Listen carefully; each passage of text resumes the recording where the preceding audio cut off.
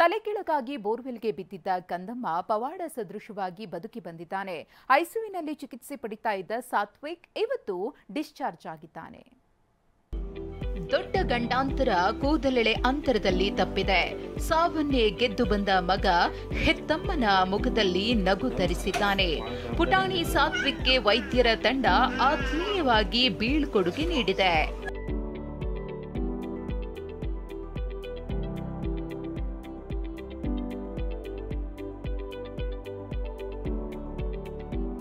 ಐಸಿಯುನಲ್ಲಿ ಚಿಕಿತ್ಸೆ ಪಡೆದಿದ್ದ Satwik discharge. Cake ಕತ್ತರಿಸಿ ಉಡುಗೊರೆ ಕೊಟ್ಟು ಕಳಿಸಿದ ವೈದ್ಯರು.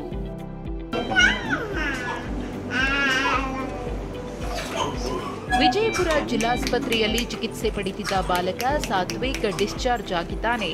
3 ದಿನಗಳಿಂದ ಜಿಲ್ಲಾಸ್ಪತ್ರೆಯ ಐಸಿಯುನಲ್ಲಿ ಟ್ರೀಟ್ಮೆಂಟ್ ನೀಡುತ್ತಿದ್ದ ವೈದ್ಯರು ಇವತ್ತು ಡಿಸ್ಚಾರ್ಜ್ ಮಾಡಿ ಮನೆಗೆ ಕಳಿಸಿದ್ದಾರೆ. ಸಾತ್ವಿಕ್ ಬಹಳ ಲವಲವಿಕೆಯಿಂದಲೇ ಇದ್ದ. ನಿನ್ನೆಯಷ್ಟೇ ಎಳನೀರಿನ ಜೊತೆ ಆಟವಾಡಿದ್ದ ವಿಡಿಯೋ ವೈರಲ್ ಆಗಿತ್ತು. ಯಾವುದೇ ಸಮಸ್ಯೆ ಇಲ್ಲ ಅನ್ನೋದನ್ನ ಕನ್ಫರ್ಮ್ ಮಾಡಿಕೊಂಡ ವೈದ್ಯರು ಇವತ್ತು ಸಾತ್ವಿಕ್ನ ಡಿಸ್ಚಾರ್ಜ್ ಮಾಡಿ ಮನೆಗೆ ಕಳಿಸ್ಕೊಟ್ರು.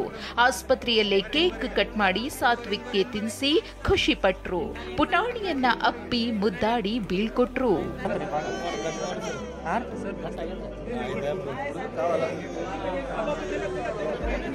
ಸಾವಿನ ದವಡೆಗೆ ಸಿಲುಕಿದ್ದ ತನ್ನ ಕರುಳ ಬಳ್ಳಿಗೆ ಪುನರ್ಜನ್ಮ ನೀಡಿದ ಪ್ರತಿಯೊಬ್ಬರಿಗೂ ತಾಯಿ ಪೂಜಾ ಧನ್ಯವಾದ ತಿಳಿಸಿದ್ರು.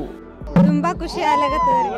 ನಾವು ನಿಜವಾಗ್ಲೂ ಧನ್ಯವಾದ ಹೇಳ್ಬೇಕಂದ್ರೆ ನಮ್ ಎಲ್ಲಾ ವೈದ್ಯರಿಗೂ ಮತ್ತು ನಮ್ಮ ಮಗುಗೋಸ್ಕರ ಕಷ್ಟಪಟ್ಟು ನಾವು ಬರೀ ಹೆತ್ತಿರ್ಬೋದು ಖರೆ, ಆದ್ರೆ ನಮ್ಗಿಂತ ಹೆಚ್ಚು ಕಷ್ಟಪಟ್ಟು ನಮ್ಮ ಮಗನ ಬದುಕಿಸ್ಕೊಟ್ಟವರಿಗೆ ಮತ್ತು ಜಿಲ್ಲಾಧಿಕಾರಿಗಳಿಗೆ ವೈದ್ಯರಿಗೆ ಎಲ್ಲರಿಗೂ ತುಂಬ ಹೃದಯದ ಧನ್ಯವಾದ.